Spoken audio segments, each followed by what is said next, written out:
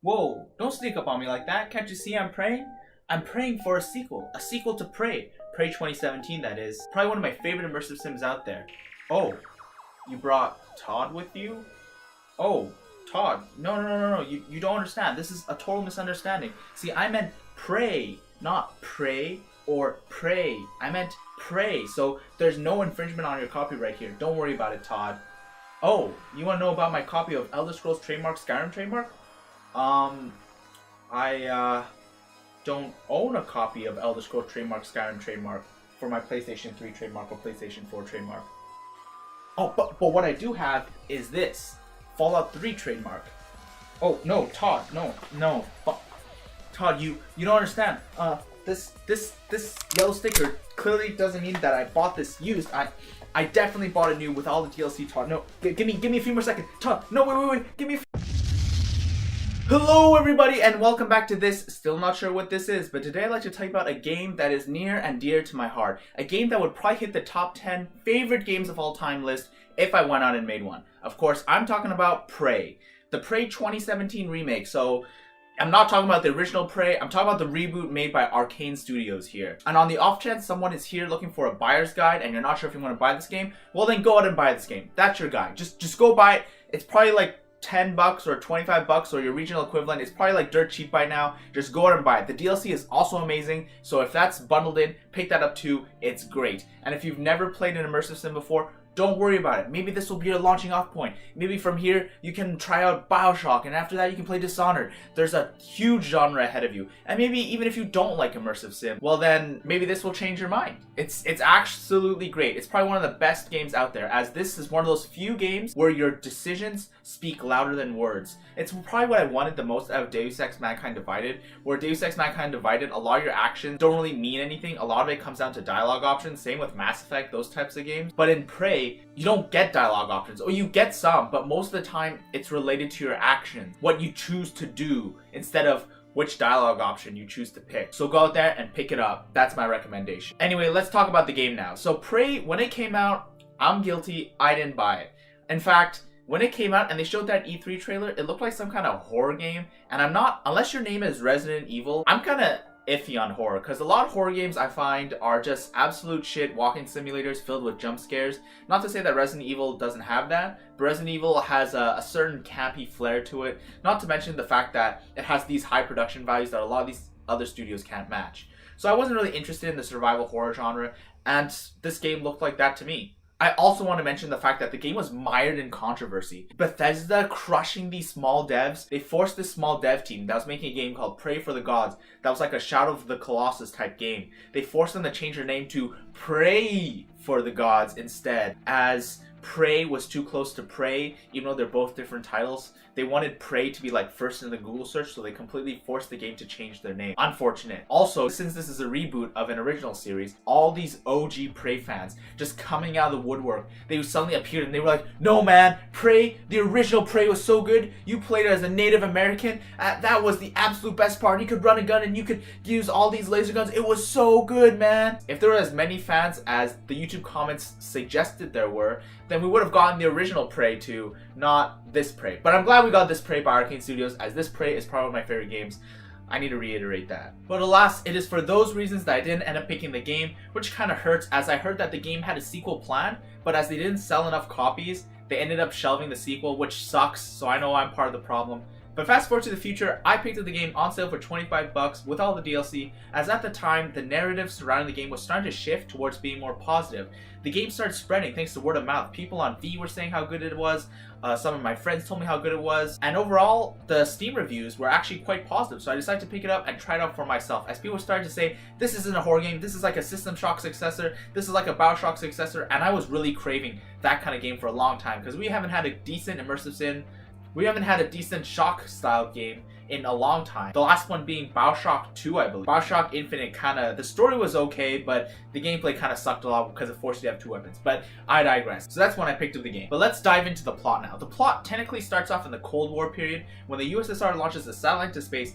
Aliens somehow appear inside the satellite, so when they send a crew to go up and fix it, the aliens kill everyone that was part of this crew, and this prompts the USSR and America to form a joint task force to deal with these aliens. They trap the aliens inside kind of a containment pod and just leave them floating in space. JFK survives an assassination attempt. I love how these games, whenever they do alternate history, it's always JFK surviving an assassination attempt, as if that's the point at which history divulges completely. But anyway, JFK survives his assassination, and this prompts him to then take over the task force, kick the USSR out, and America pretty much has exclusive rights to researching these aliens. But unfortunately, the aliens break containment and kill everyone on the spaceship, so the government has to, I guess, silence everyone and kind of lean on the destruction of the space station and kind of hide it all, as all of this is classified, which led to the government pulling back on the research on the aliens and just left them floating in space. Move forward a bit, our game takes place as TransStar Corporation, the corporation that's owned by your family. They pick up the space station, and your brother, who's like this brilliant businessman,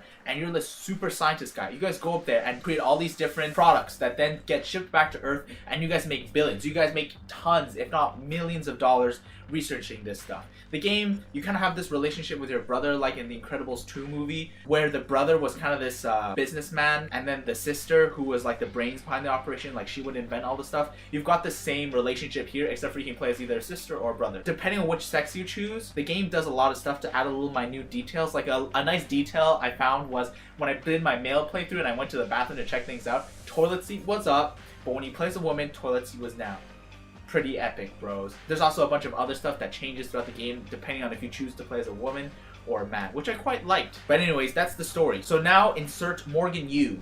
You, the player. The irony is not lost on me to where they call the main character Yu, as his name is Morgan Yu, right? So they say you a lot. You need to go get the plasma rifle. You need to go fix the defense shield. They say you a lot, and it's quite funny as it's like Morgan Yu, but it's like you. The irony is not lost on me, and I quite like it. So the main gist of the story is you lost all your memories, and your past self left a recorded message or an AI he created, and this AI's task was to lead you to blowing up the space station as well as killing yourself and all the other survivors on the spaceship.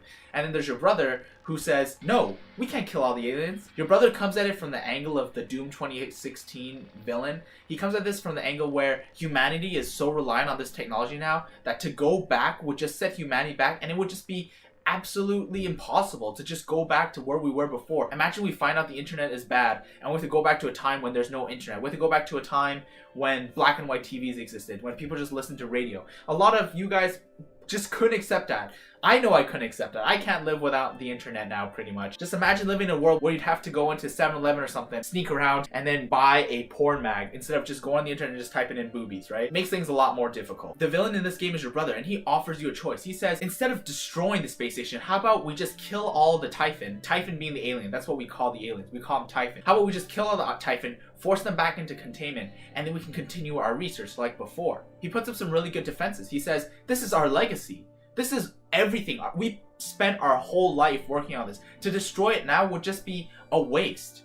To go back, to push humanity back. He puts out a lot of good arguments for his side. And your past self, who created an AI called January, who wants you to destroy the space station. January says stuff like, think about the repercussions of your actions. Think about all the lives, all the millions of lives you're putting at risk just to pursue progress. And I love this dichotomy, these two options, and they spend the game trying to convince the player character, trying to convince you, the player, instead of convincing your player character, instead of choosing quests that kind of force you down one route or force you down another route, the game just throws arguments at you to convince the main character, and at the end you're left with a choice on whether to destroy the space station or set the Typhon back. And I quite like this, as I don't think enough games do this kind of convince the main character or convince the player to follow their way. Suffice it to say, I love the story for this game, and I didn't really give that many spoilers, as even if you've watched this far, you could totally play the game and still find a lot to enjoy. And in fact, I left out a lot of plot twists that you might enjoy yourself, which that I will talk about at the very end of this video. I will talk about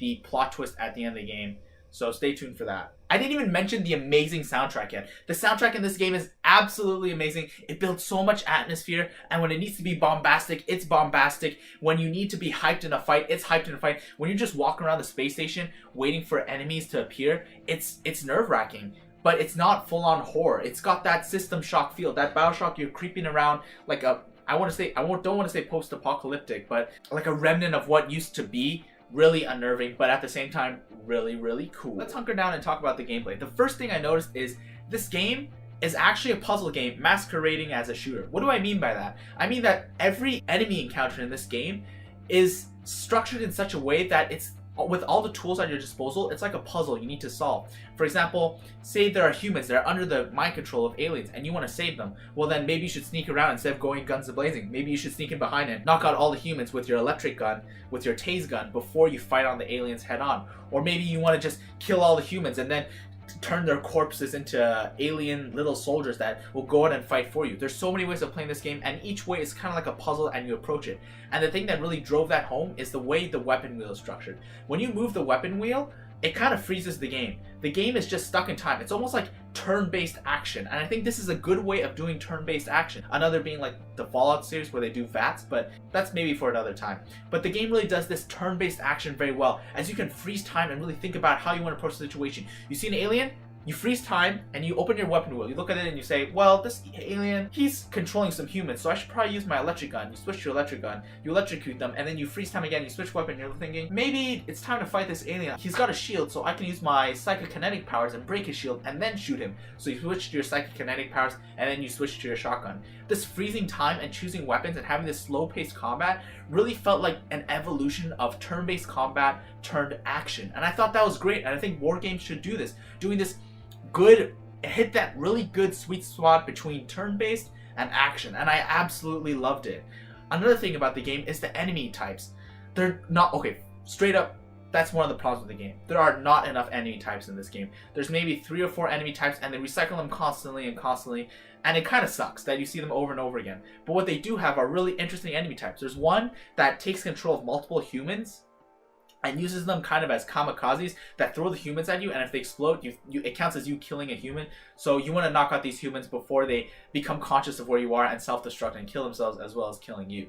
I thought that was really nice. Probably the most interesting enemy in this game, though, that I have never seen anywhere else is something called a mimic. Well, not the chests in Dark Souls that eat you. I'm talking about a mimic that walks around and turns itself into items in the world that just masquerade there, and when you're not looking, they pop up from behind and stab you in the back and then turn to something else. It's so unnerving, and it's funny to see how some of the survivors got around the mimics. What they did was, you find one survivor who put a bunch of post-it notes on everything in a room that didn't move, so that way if a mimic turned into something, he would know. But he died, so I'm guessing a mimic maybe turned itself into a post-it note and just killed him, which was pretty sad, all things considered. And another thing I love about the gameplay is you meet other NPCs. Something that I missed a lot when I played BioShock is you never really meet any NPCs. Rapture is destroyed, right? Everyone has just gone crazy. But you never really meet another sane human where you can trade with. All the traders, all the merchants, everything is done through a terminal. It kind of sucks. I would have liked to have seen other humans and done quests for them. And Prey does that. You can save other humans. Your actions can result in other quest lines when you talk to these humans. It's great. I love it so much that you can talk to other people and you can see what they thought of the situation, and maybe if you should destroy the space station or not. If they're on your side, they can give you a little bit of backstory on who you were before you went to blow up the station, who you were before you went to that Groundhog's Day simulation type thing. Great stuff. I love that there were other NPCs in this world and they helped build up the lore of this world. Oh man, and I haven't even talked about the crafting in this game. The crafting in this game is probably one of the most well done things I've ever seen. So what you do is you pick up a bunch of knickknacks in the world, and when you pick up these knickknacks, they just go into your inventory, but then you can put them into a recycler to break them down into their base components. So you can like put in like copper wire, right? And it'll break it down into plastic and metal. So you can get that stuff and put in your inventory and then use that stuff to craft for materials. And I love how crafting is done kind of Minecraft style. There's like a 3x3 block, and then you put in your little items, and then once you find a recipe, you can put in your items and they appear on they appear physically on the recycler and onto the crafting bench, and you can see how they're arranged and picked up and how they are built into a new item. And I love that. I love how the UI kind of finds its way of being realistic. Crafting is shown. It's kind of like how Dead Space, how they did the immersion by showing the health bar on the suit, how the menu is like a projection. The game does that. The game really immerses you with a lot of stuff. The only issue I have with the game is your health bar and suit health bar are kind of shown floating in space on your HUD, which is kind of a missed opportunity, as the shotgun and every other pistol, like every weapon in the game, shows your ammo counter on the gun itself. So when you hold up the gun, right, you can see how many bullets you have left, how many clips you have left right on the gun itself. But here, floating in midair is your HUD. So I'm not sure if it's supposed to be because you're wearing a spacesuit and then the HUD is just floating there. It would have been nice to see maybe like a Resident Evil type thing where you have like a watch and it'll tell you what your stats were at the moment. That would have made the game so much more immersive. It's extremely well done. You can see the crafting. It's absolutely phenomenal. I love it. The crafting in this game is really, really well done, and I highly recommend you check it out for yourself. Looting stuff and putting it into the workbench and actually seeing the machine take it and break it down into its subatomic particles and then building back like ammo out of it is great, and I love it. Alright, let's talk about the weapons now. There are two main weapons that stand out to me. The rest are like regular pistol, and there's a shotgun, you know, to deal damage. The stuff that no one really cares about. You get a wrench and you hit stuff. This game has a kind of a gimmick gun, and it's the glue gun. This is like this game's equivalent of the grav gun or the portal gun. It's like how you're going to be moving around the map. So the glue gun, what you can do is you can shoot enemies and they'll be encased in glue. They'll kind of be stunned for a second, and then you can pull out your wrench or your shotgun and hit them to deal more damage. But what the glue gun is really used for is you can use it to build paths. For example, if you see a platform and you don't know how to get up there, well, why don't you just build yourself your own bridge using glue? You can just shoot yourself a bridge and then climb up it and then get to the platform. And I thought that was really, really interesting. Some of the speedrunning community, the stuff they've come up with by using the glue gun, they go out of bounds and they use the glue gun to climb the shaft in the space station all the way up to the final area. I thought that was hilarious and a really interesting way of doing things. The glue gun really helps diversify playstyles, as players will use the glue gun to do different things and just traverse around the map differently and see things out of order even, and see things completely different. Each playthrough can be done in a different way, and I quite love that. Another weapon that really, really caught me is the foam crossbow. So when I first got the foam crossbow, I thought all you could use it for was shooting the floor and then alerting enemies, so that enemy would hear like the crossbow bolt hit the floor maybe like 3 meters away from it, and it would stalk off and you would sneak around it. But no, when I read an email on a terminal and the email said, "Please, coworker, stop shooting my monitor with your crossbow to move stuff," I was thinking, wait a second, I can use the crossbow on the monitors? The monitors are all touchscreens, right? So if you shoot a crossbow bolt at, say, an option that's shown up on a monitor, say the monitor says lock or open door, and you can't get to this monitor, you can snipe the monitor. The crossbow bolt will hit the monitor and hit the open button, and then it will open the door. And it's not limited to just monitors. Sometimes doors will have like a lock button, and you can break the glass looking into the room, and if the room is blocked off by a grill, you can just shoot through the grill with your crossbow, hit the button, open the door. Like, humans, like the amount of ingenuity and player choice here is insane. Of course you can use your telekinetic powers to open the door, but using human ingenuity trumps it every time. In fact, on my second playthrough of the game, I did a human only run. I didn't invest a single skill point into the alien powers. Instead, I went all human, baby. That's right. Human ingenuity, rise up. Humans rise up. I am sick of these aliens. And doing a human run was really, really fun. And then after that, I did an alien run. And the alien powers, they don't lend themselves well to helping other humans, as you can just kill everyone. You become like a killing machine with those powers. And they're quite fun. I think doing alien run last feels really cathartic when you have to like try super hard and use your human ingenuity only to just become this god that just walks around and just moves things with your mind. That's probably like a really cathartic way of just killing everything at the end.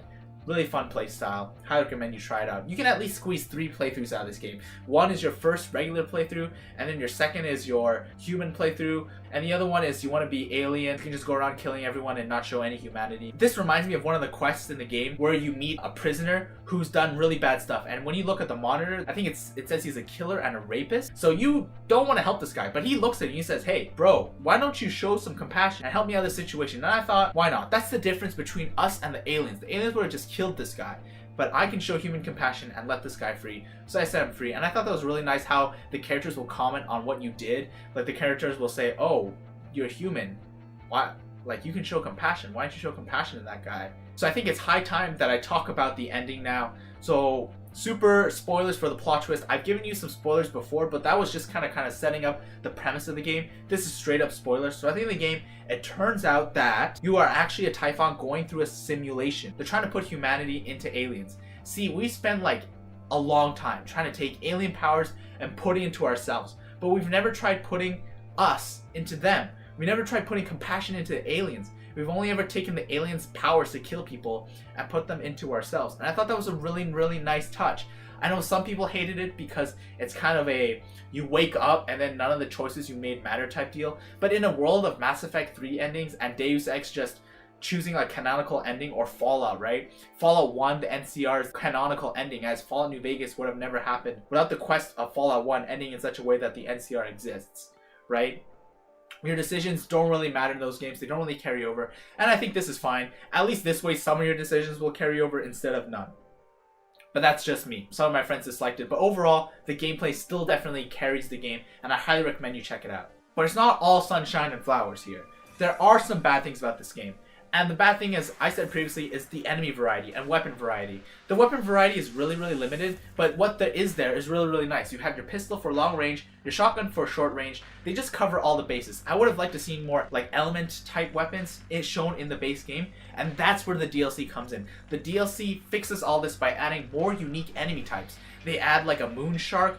I quite like that. They also introduced the elemental damages and elemental enemies, kind of like a rock, paper, scissors type mechanic, which really lends itself to the survival mechanics ignored in the base game. In the base game, you can turn on survival mode where your weapons will degrade over time, forcing you to try out new weapons or pick up new weapons around the map. And I found this was kind of lame, as when I first tried playing with survival and my weapons degrading, it kind of felt forced. It just felt like more work. It didn't make the game more fun or more challenging. It just meant, oh no, now all my weapon upgrades are useless because I gotta save my pistol just for the special enemies. I just have to put all my weapon upgrades into my special shotgun and then save my pistol. That's just keep it upgraded and just walk around with multiple pistols to just use on different enemies, or use the wrench a lot and maybe pick up a different wrench. It kind of limited my playstyles a bit and just made the grind a lot more painful, but it made more sense when you find like the blueprints for different weapons. But the survival kind of sucks in the base game. But in the DLC, what the DLC does is it plays the game like a roguelike. So every time you go through, you'll kind of have a different experience. You can choose from 4 different survivors, and each time you play through the game, you can find different weapons. And the weapon variety in the DLC is quite expansive. You can find like a plasma cutter to replace the wrench, as there's no different melee weapon in the base game. I thought that was a nice. Not to mention that your wrench can now get different upgrades. You can get like an electric upgrade, a poison upgrade, a fire upgrade. You can get like elemental upgrades for your weapons, not to fight the elemental enemies that they've introduced. The DLC really fixes a lot of the problems with the base game. I wouldn't mind rebuying the game twice if they release, say, like a Prey critical mode, or like maybe Prey Final Mix 2.8 or something, where they take these changes and they implement them into the base game. Maybe add in like adding in the new enemy variety, adding in the new weapon variety, maybe making it so survival mode will add in the new weapon variety, or like giving the players more options. I think doing that would really help flesh out the game and turn the game from like a solid 9 out of 10 to a perfect 10 out of 10. By adding this multiple weapons and multiple enemies, they could really flesh out the game a lot more, which was the only thing the game was missing, to be honest. The story is there, the base gameplay is there, it just needs a little more variety. But still, what is in the package is really well worth your time, and I highly recommend you pick it up. The DLC also lends itself to the ending, where the DLC kind of insinuates that no matter what choices you made in the base game, the Typhon were eventually going to find their ways to Earth either way. There is nothing we could do about it. Anyways, that's all I have to say about Prey. If you made it this far, please like, comment, and subscribe. Tell me in the comments if you like Prey or not. In fact, I recommended it to a friend, and he got motion sickness from the first-person perspective. When you swing around that wrench, your camera kind of wobbles a bit, and I know that induces a lot of motion sickness, but I thought it was okay. In fact, I can't even play Dying Light because of the head bob. I can't even play Dying Light. Because of the head bob, I can't even play games like Dying Light. I thought it was manageable in Prey, so maybe he just needs to get a better computer and a higher frame rate. But anyways, that's all I have to say about the game, and I'll see you guys later.